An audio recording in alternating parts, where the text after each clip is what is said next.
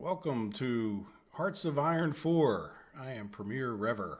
Not sure if you guys have ever played the game, but I am going to do a few episodes, and it's going to be, you know, a playthrough of Turkey. And I would like to make it fairly beginner friendly, but I'm not going to explain every single little button, right? There's some other videos that do that, and this is more, I think, one of the better ways to learn the game is to just get in there and play it, and that's what I've done.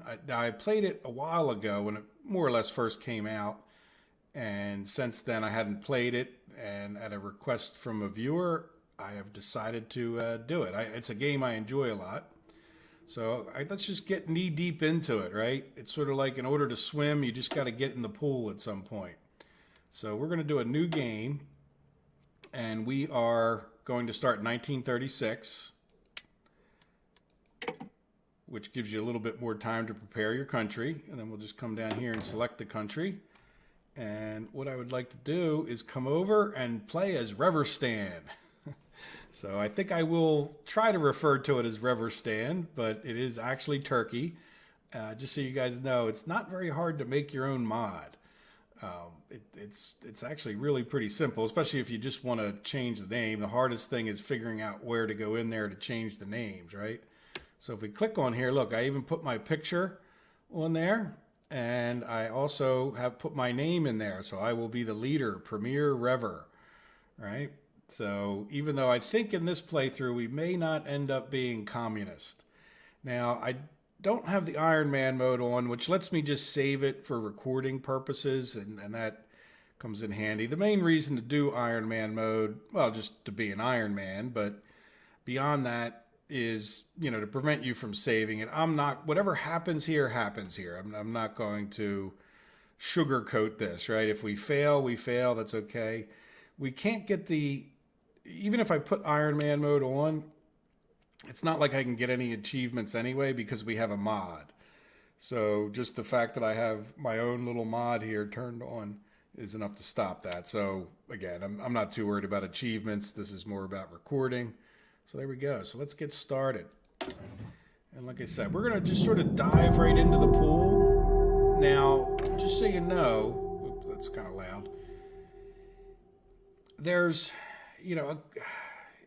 if you're learning the game for the first time, there's really just a lot to do and a lot to get to know. And so this isn't my first playthrough of this. Like, I tried a few things, kind of learned how it is to play Turkey. This was, I was looking for a country. Like, I actually played like as Germany for a little while and Soviet Union, and I thought, you know what, I want a simpler country. Like, then I was like, well, I don't know if I want to do one of the big ones. When you're Russia, you have to pick. I mean, there's just a lot of different troops in Russia, right? There's a lot to take care of. You're trying to build up a bigger economy. Same thing if you're the German Reich. It's sort of throwing you into the middle of the game in some ways. Where if we start out here as Turkey, we have some advantages for just sort of learning the game, right? In the fact that it's a smaller country, you don't have hundreds and hundreds of divisions to take care of. So if you don't know the game, that each one of these represents a division that you can form into armies. So let's form an army. I think I gathered them all up. Yep, 27 is the number that we have. And we might as well just start here with arranging these guys a tiny bit. Now, like I said, this isn't the first time I've tried this. I did a few different attempts. I'm not going to get into what I did in those attempts, but it's led me to where I'm at. So if it feels like I know what I'm doing, I have a plan, right? I'm not saying that the plan is going to work out. We're just going to have to see. But what I want to do is I want to take these three troops and I want to get them out of this army. So we're going to start another army there, right? So now we have, let's go back to the original army. We'll click here. We have a couple of these cavalry troops in here, and I really don't want cavalry troops. If you take a look at them, they're faster. Let's click on here, and you can see the different stats, right? And our soft attack is 24 here, hard attack is 4, our max speed is 4. So it's not like there's any particular advantage to having these guys. there is a suppression of 16, right? Which is a pretty good number. Let's go. We'll take a look at this and kind of compare the two of them, right? So you get some more like, different bonuses for these guys, but at the same time, so we don't have as much suppression, but I'm not worried about that. I'm more worried about getting that little bit of extra soft attack, even though we have a little bit of extra hard attack, right? Because it doesn't seem like a lot, but we just sort of need to eke out every little advantage that we can get in the beginning here. So what I want to do is let's switch over these guys, and plus we have this other troop here, which is a reserve troop division, which is the same. It's the same. It's just our regular army divisions, infantry divisions, except for there's less of them. So I just want to switch all these guys. So when you think about it, we're adding 6,000 more men in order to be able to do this. Now we're going to need more equipment as well. So if you think about it, we're just throwing more men into this army by switching those divisions over. So as far as our production goes, we're going to have more production in order to get the 1,900 more right here. So what I want to do is, now that we're on the production screen, it's one of the things we have to take care of, is I want to come up here and I want to we have military factories that weren't producing. In addition, I'm just not even going to worry. We got a few fighters right now, but I'm just not even going to worry about producing anything else at this exact second except for the infantry equipment, which isn't totally true because we have free dockyards, right? So while we're here, what we can do is come in here. I just want to get some extra convoys at this point, right? And maybe we'll just put this so we get rid of, all of our one dockyards are there. If we ever get another dockyard, it'll just start making some extra convoys. As a matter of fact, maybe we'll just do this for the moment. Convoys help us with our trading, and they help us if we do an amphibious assault, which is one of my goals here, right? If we get bogged down in these mountains and don't push through all of this, if the Greeks respond quick enough, I want to be able to take an infantry assault around their line and be able to break this. Because once we get into here, once we break their initial defense, I think we can get in there and take them over relatively quickly. All right, good. So let's just go and let's take care of our research slots. If you haven't played the game much, generally speaking, especially when you start out on 1936, you want to get in here and you want to get your research and your construction going as fast as possible. So if you haven't watched any other videos, we want to do our research speed. And then we'll come back in here and it doesn't really matter which order we pick these in. And then we'll do this because it increases the amount of equipment total that we can produce. So I'm just going for, producing as much military equipment and growing our factories as fast as possible. So in order to grow our factories as fast as possible, we want construction 1 here, right? And this is just a very standard research lineup for a lot of people when they first start out. Get your research going as fast as possible, get your production caps up, get your construction up. Now, let's just hop into here one more second, and I want to point out, we already have a couple upgrades for our infantry equipment. That's one of the reasons we're going this route. We don't have the biggest manpower pool in the world, and for that reason, you kind of want to make the troops you do have better. For that reason also, in the future, we definitely, would want to send, as we get bigger and bigger, more powerful, we definitely want to probably get into tanks. You want to take your limited manpower and make them as, capable as possible. So that means we definitely, at some point in this process, are going to look towards the tanks. A quicker route is going to be to get artillery with them, right? If we can get up to this improved artillery, and even just start getting artillery made in general, we can, really expand the capabilities, right? You don't need nearly as many people in order to produce. This costs a little bit more in production than a regular unit does, but it's got a lot more hard attack here, soft attack and hard attack. So that would definitely help our units if we can get some frontline infantry available there, as opposed to the support infantry. Now, if we take a look, this guy's pretty good. You know, there's no reason we couldn't start producing these, other than we just don't really have the factories at this moment. So our first, you know, when we start talking about, I would like to get, you know, these different infantry upgrades along the lines of getting, you know, we got to always have a balance in this game, right? So we're going to head for these infantry upgrades kind of as quickly as we can, within the bounds of not slowing down our production kind of things. All right, so there you go. So that's our plan for that. Now, let's see. Let's set a national focus and talk. There you go. There's a bigger picture of me. Isn't that wonderful? Yeah, you don't want to really see a picture, I don't think. All right, let's select a national focus here. One of the other reasons for doing Turkey, in my opinion, if you're just starting out in the game, is this is just the standard tree. I think it's, you know, some guys call it the standard tree when you have 3 researches, which apparently gives you this ability to do, the only difference between this and the tree when you have 2 researches as a country is that you get this final extra research kind of thing, ideological fanaticism. But that's a ways down the road for us. We're not a member of a faction yet and all that stuff, but apparently you can share some of your technology. So the point being that, you know, the basics that are going to happen in this standard tree are, if you can understand this standard tree, it becomes a lot easier to understand a more complicated tree. Oops. Yeah, like Germany's here. Like, say we can look at each country's tree to see what they've investigated.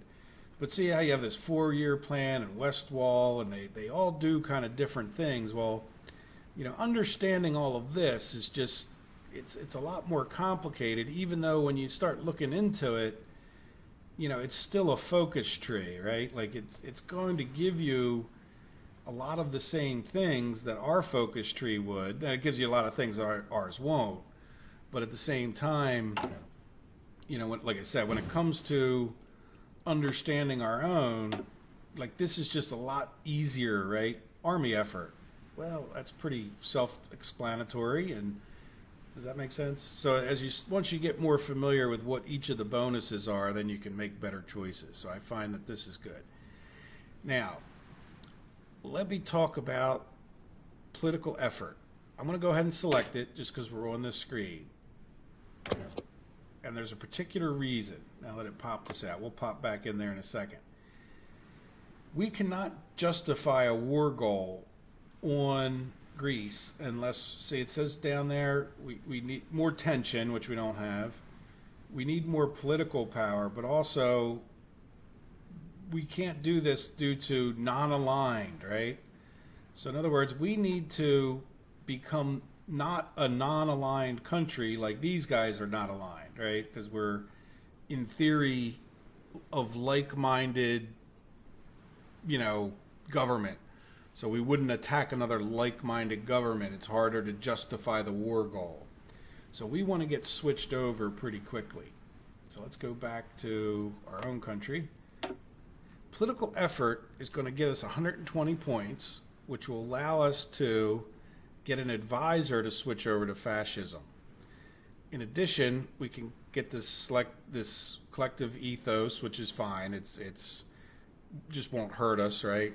But it does give us like less democracy support, which isn't a bad thing. I'll show you in a minute.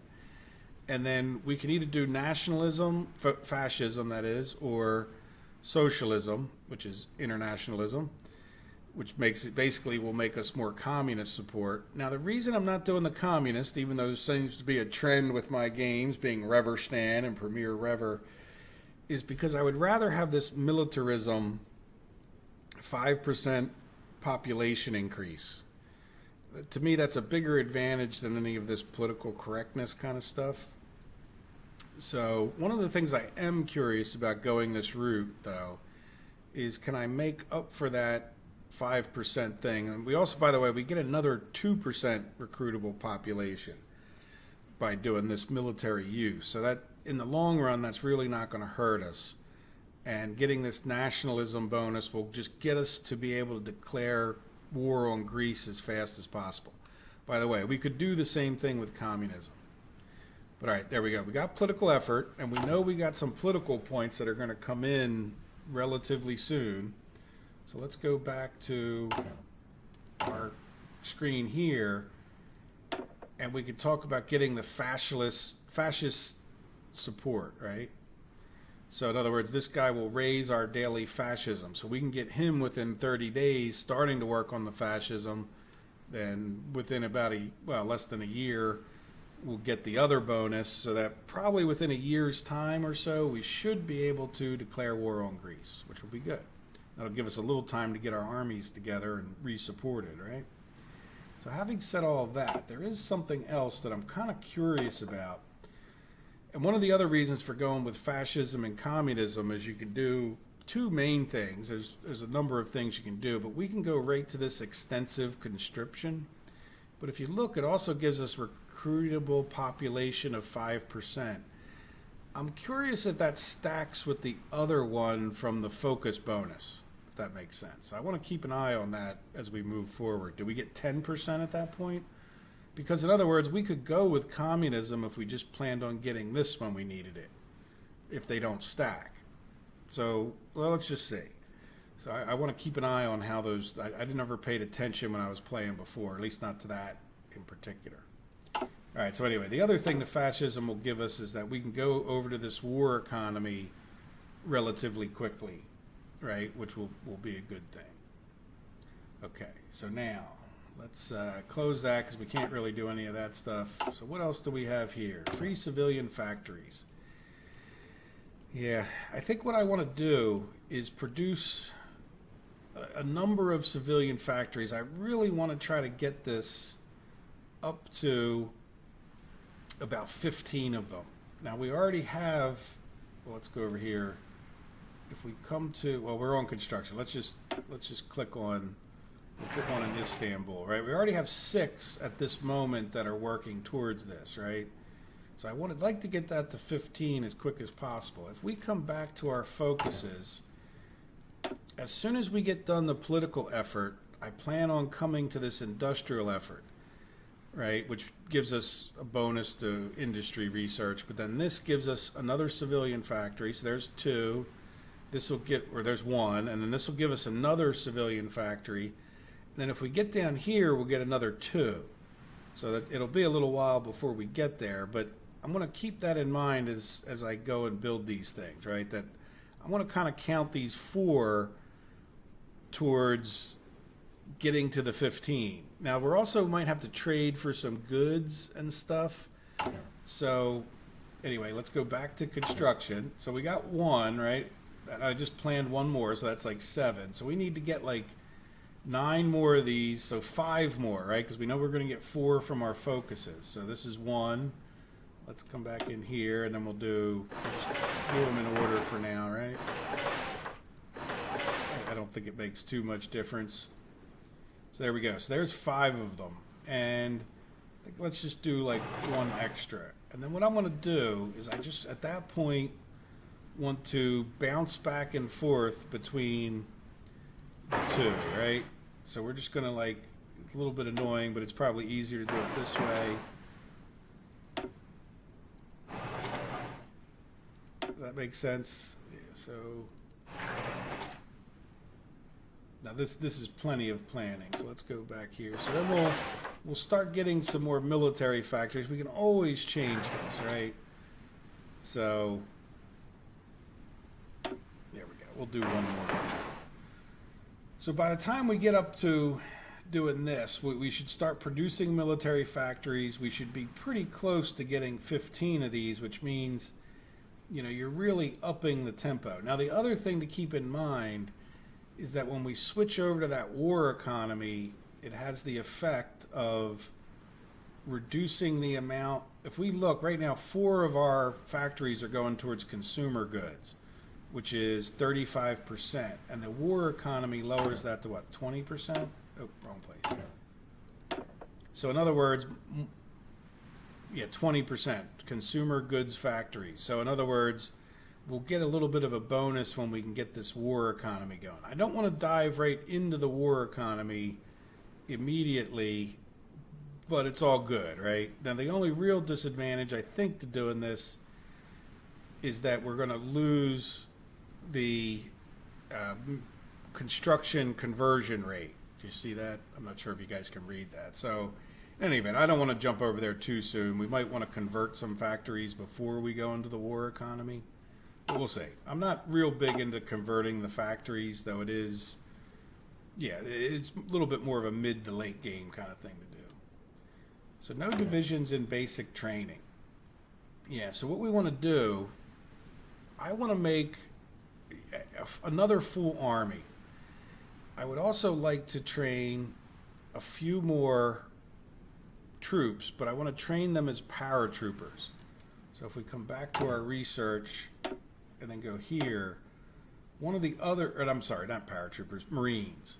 So what I want to do is like train some Marines up. I actually want to take our mountain troops and switch them over to Marines who we can then do amphibious landings with, right?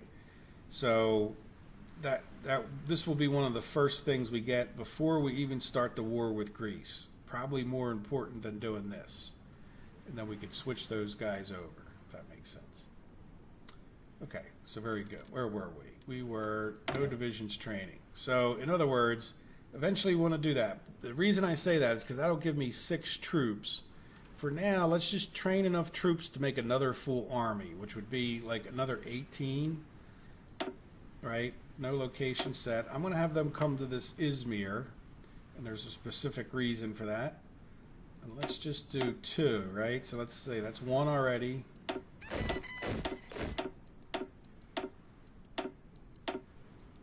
And I just made it around even 10, right? So 1, 2, 3, 4, 5, 6, 7, yep, 8, 9, 10. So that's 20 troops. That'll be fine. We can always cut them off. I see a lot of people, you know, just like do 1 and then they string them out. And the idea with that is that if you had a lot more production, you would train more troops at once. But we're not going to train 10 at a time. So it's, I don't know, this is fine. And plus it'll let us see when we start building and doing other things. All right, so let's go see what that did to our production. Yeah, see, now we need to make 11,000 weapons, and we're only making 23 a day. So we definitely, you know, we want to get this up so that when we start this war, we might even have some extra stuff. And then in addition to that, we're going to want, you know, to talk about support equipment and things like that. So there we go. So we got that taken care of. Now, the other thing I want to do is assign a general. And if you guys haven't played the game, the reason I took this down to 24 is that these generals can efficiently command 24, right? Now we have 3 different guys, and it's always the same guys pretty much when you pick a country.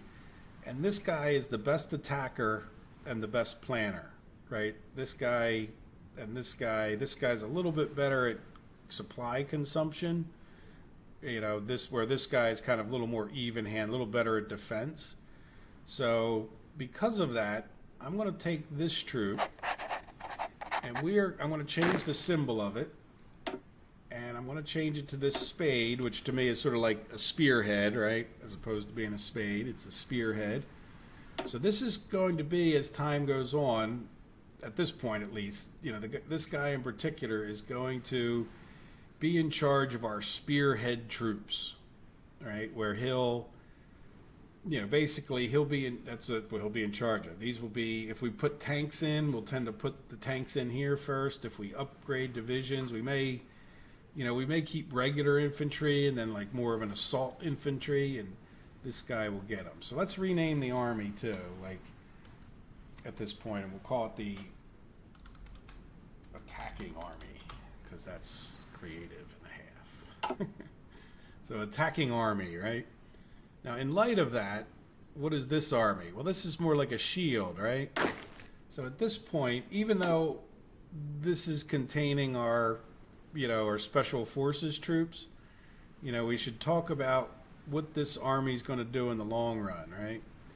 So this guy can get another trait, Now, when you get these traits, and we don't have enough to do anything with that right now, but he gets guerrilla fighter, which is entrenchment speed, and reconnaissance, which reconnaissance is as much as anything like a speed bonus, in a sense. I think it also might help you with your planning, but at the same time, we can't do anything with him right now. But the point is that it really leads him to be more of a defensive kind of army general, right?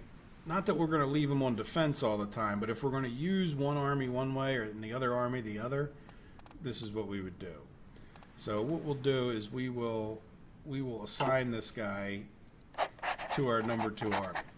Now that leaves another. We only have one other general at that point, and we'll just have to talk about what we do with him, and we'll probably put him in charge of our special forces that we use to attack Greece. Now, as time goes on, we'll get other ones, right? So let's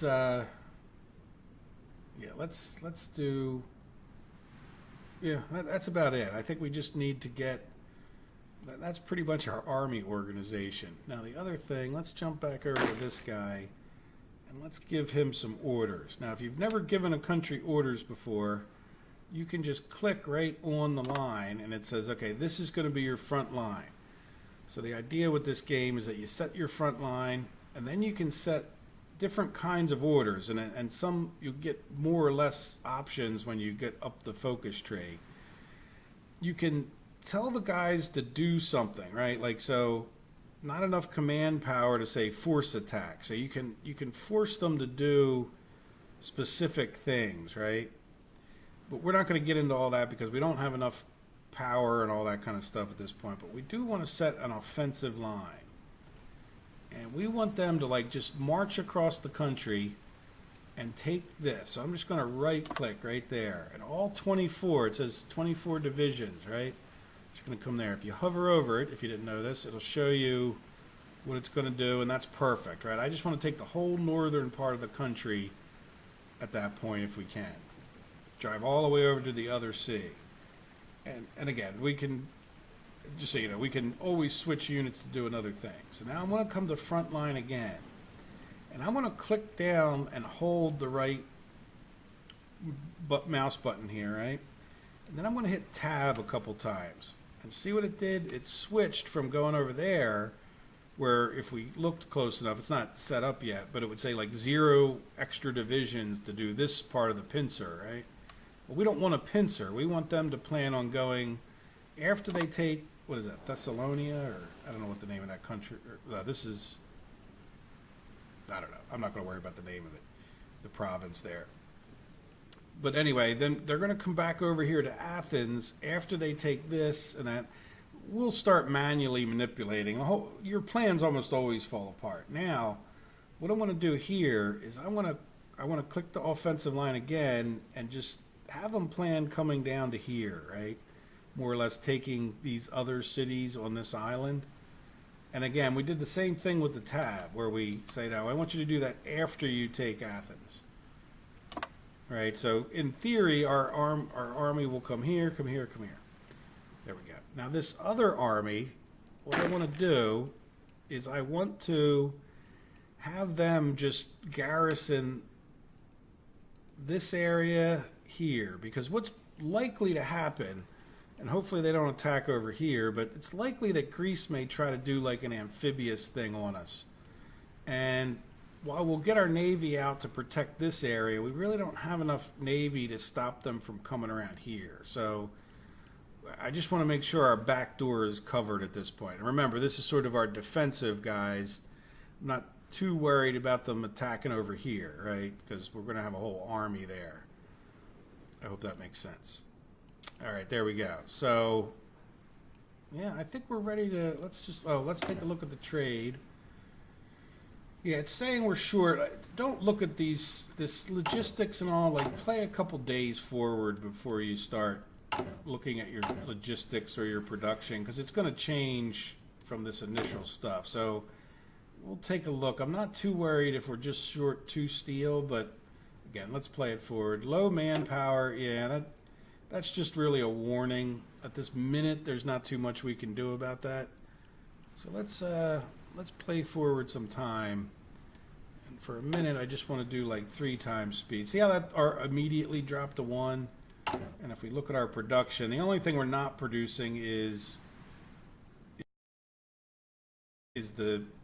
we're not producing efficiently. Not deployable. How do we find, like, if we hover here, we can see, you know, the effects of things, but where do we hover here when this says auto? Yeah, it's not telling us, like, how much penalty are we taking. See, we're still producing them, right? It's just not, it's just telling us when the next one's going to be produced. It's not, oh, there it is, minus 5%. So really not a big deal, right?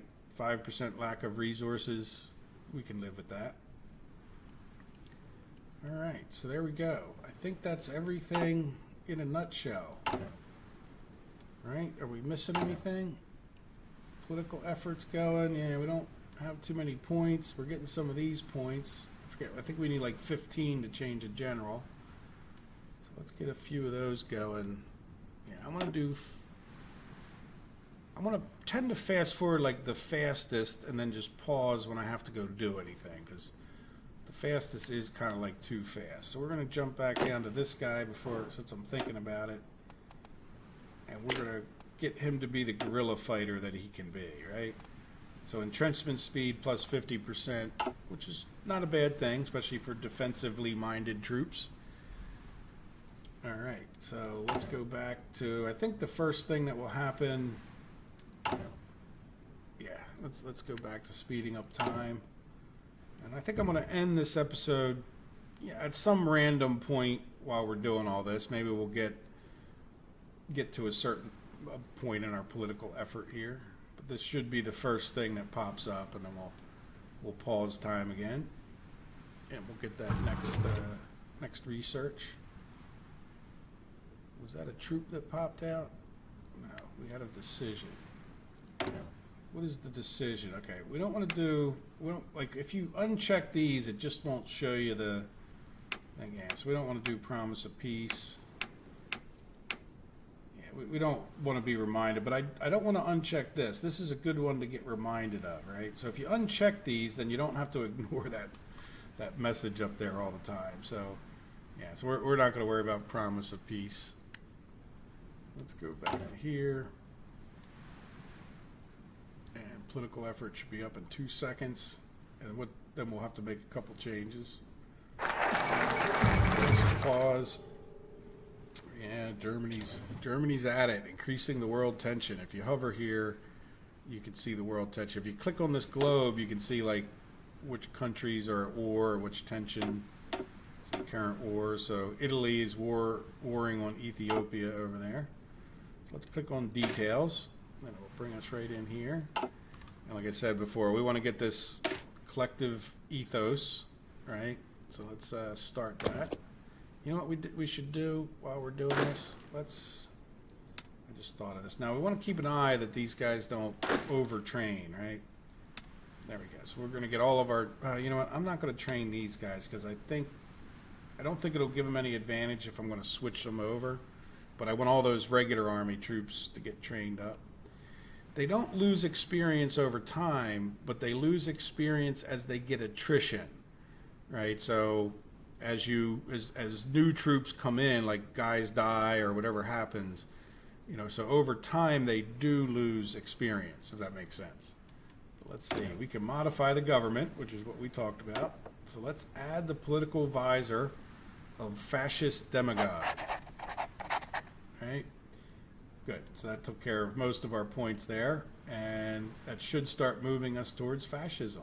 Now remember, we're also going to see how we have these democratic people. Remember, this next focus will be minus a little bit for fascism or for democracy.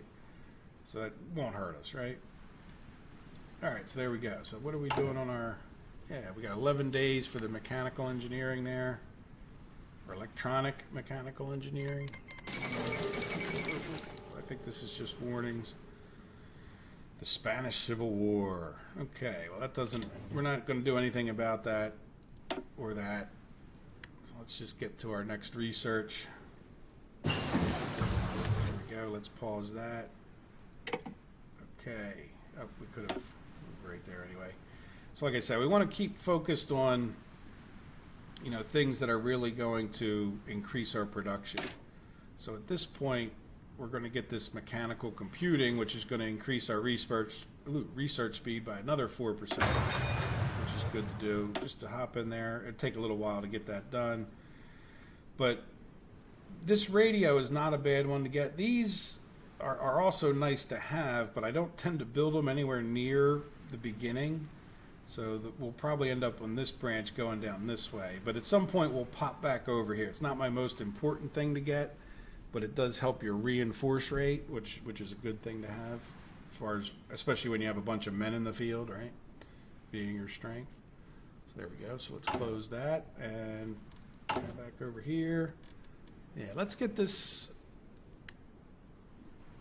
You guys can't see it, but we have a little tiny slice of CHP, which is fascism. So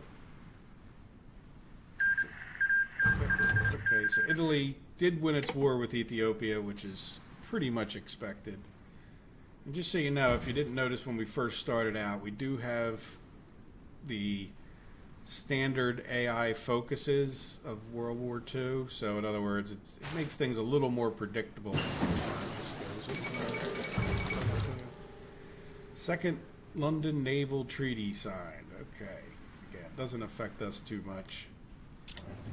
Basic machine tools got done first. That's very good. Basic machine tools will increase that production cap.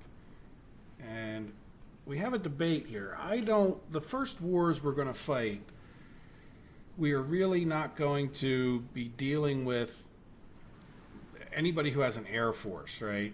So if you did have an air force, or if you really planned on building a lot of it, like factories, and then switching them over, this cuts down your bomb vulnerability, but it also gives you less factory output bonus. So our factory output bonus here is plus 15%, and it also will increase the dockyard output, but it does, well, just the same amount. But the big thing is do you want 5% more, factory output versus these other bonuses? So in my opinion, and plus you also on this one get a conversion speed, but that factory output's a pretty big thing there, right? Then you also get the same other bonuses too. So we're going to do concentrated this. So we get that extra factory output ASAP, right? Or no? Do we want to? Yeah, you know what? No. You know what we want to do? I want to come here and research the Marines first. So at least we have that under our belt so we can start building those troops ASAP, right? So we'll get those Marines where we can start getting those divisions going. So let's just take a quick look at our production. Yeah, look, now we need 18,000, by the way, after we planned all those extra troops. So yeah, we really need to get that going and up. But we don't need to produce all of them, right? Let's look at what we're training. See how we're only training one because we just don't have enough manpower or equipment or anything. So there's no reason to make a list of 20 right there. So, but we're doing what we can, right? You're given what you're given in life. Learn to work within your skills. So we have 5 decisions. Yeah, I don't need to know about prepare for civil war. Open a discourse. Yes, but I want to hold off a little bit on doing this, right? So let's leave that message up there to remind us to go back and look in the next episode. All right, so let's just get the next thing, and then we'll call this an episode. And I'm just going to go right into the next episode in real life without further ado, right? How is our 21 days for that? Details, pause it. Good, so now we will become fascist. And that'll give us an added bonus. All right, let's take a look. Yeah, see, we're up to 7% fascism already. With that extra bonus, we'll get right on over into fascism with no problems and hopefully be able to declare war on Greece ASAP. Because every minute that we spend not declaring war on Greece is a minute that they can build up their own strength, right? And I think we'll probably, because we have a relatively large army to start, I think we're better off attacking with almost whatever we have, especially once we get our Marine divisions that we can land on their island well, or on their peninsula and get in behind them, right?